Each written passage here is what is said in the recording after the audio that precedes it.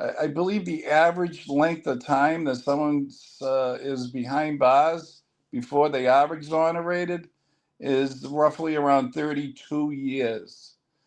So to be in jail for 32 years for something you did not do is just it's blasphemy. It's just it's insane. But as you said earlier, we were listening to you. I mean, Riley was more worried about straightening his legs out for the trial than he was about, sending a 15, at that time, 17-year-old kid up the river for life. So, I couldn't yeah. help myself. I was just, the evidence is crooked, but at least my legs are not. We love that one. That was a good one. Yeah, that was a good sense. Imagine being so committed to evil that you say, hold on, let me get straightened out first. Most people have a drink or, this guy went and got his legs straightened out. Like, I mean, it says a lot Yeah. about him.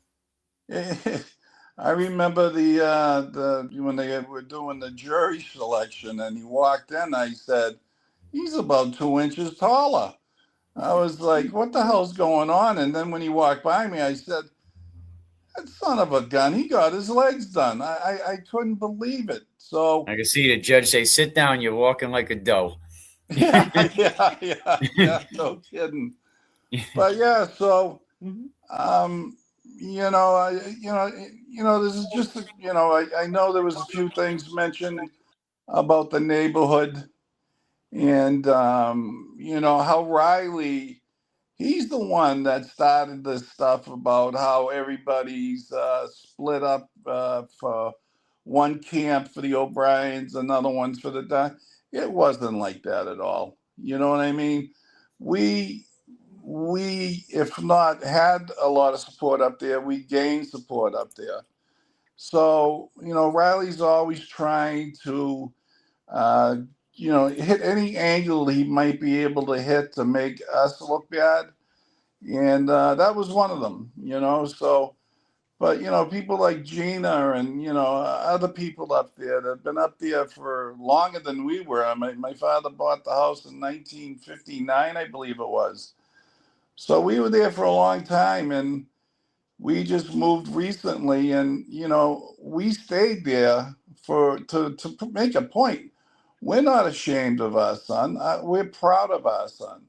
We know he didn't do it. I mean, it's just ridiculous. As you've gone over all this evidence, I mean, how much more clearer do you need to be to show his innocence? It's just, but almost 31 years of this stuff, and it's one more time. Here we go.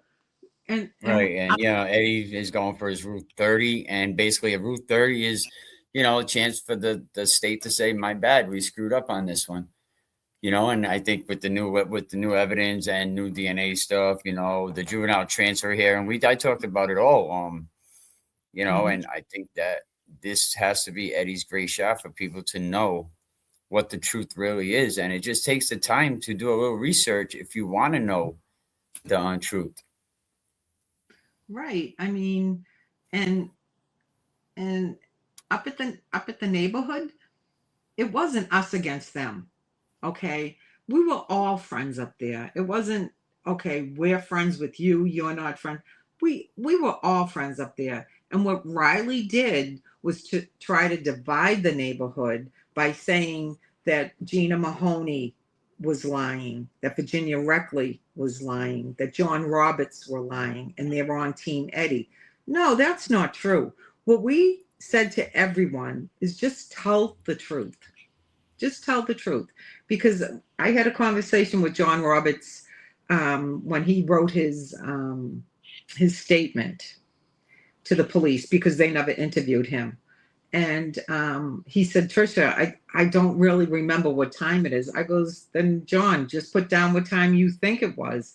I'm not here to tell you or try to push you in any way.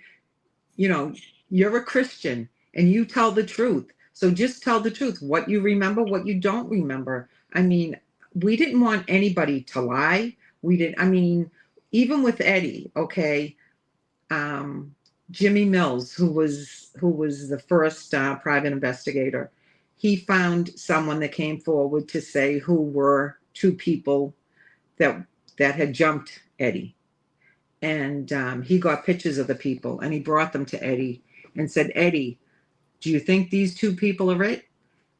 And Ed goes, I can't say 100% sure. Now, if he was guilty, I would have, if he was guilty, he would have said, yeah, those are the ones that jumped me. But he didn't want to put somebody, right. He didn't want to put somebody else in the same position he was in.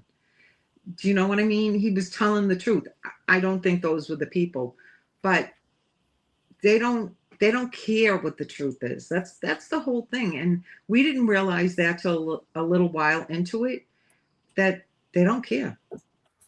When you speak about friends of the neighborhood, the O'Brien family were friends with Janet for a long time. You weren't just associates, neighbors who just lived across the street, right?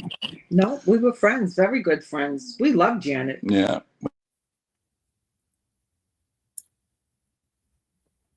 And when this happened, now the O'Briens are telling the truth, and every timeline, every detail, every moment, and then comes Tom Riley. So you guys were standing on truth, and he was standing on a story.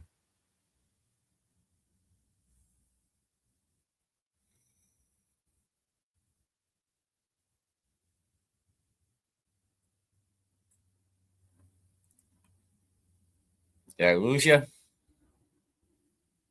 I will give them a chance to get back. But yeah, like cookies, birthdays, kids running in and out of the house, real community. I'm sure that's what it was like over there at one point. Let's see if we can get Big Ed back on. All right, give me a minute. We'll play a quick song and see if we can fix it.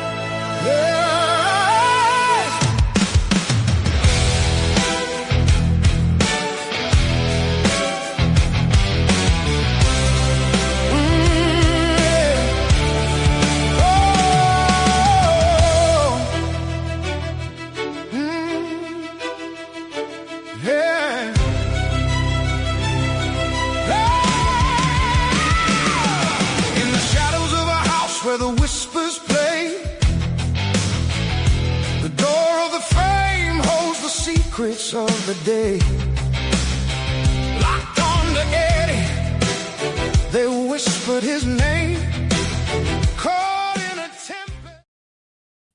Okay, I think we have him back. You back? There we go. You back now?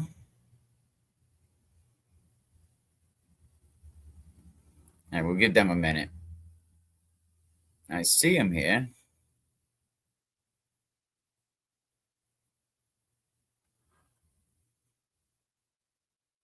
I see him here. We just cannot hear him.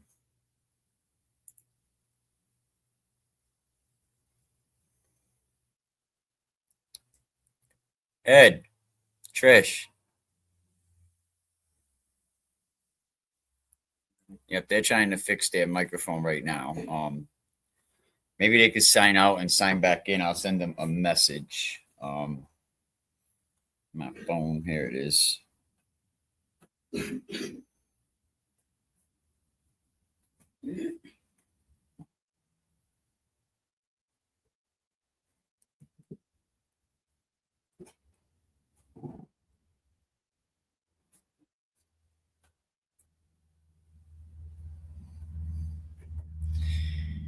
I will see if they can sign out and sign back in, but we're here talking to the O'Briens, and we went over how they were friends with Janet, and how the neighborhood. Hello, can you hear Yeah, me, there Michael? you are. Now we can hear